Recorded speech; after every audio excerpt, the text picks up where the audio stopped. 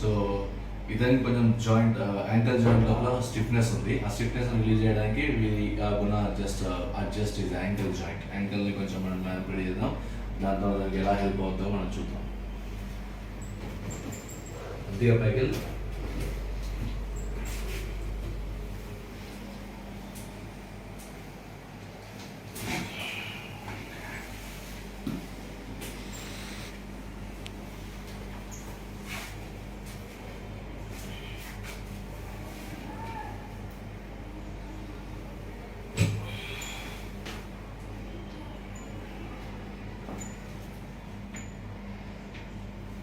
చూడు. ఇప్పుడు okay sir.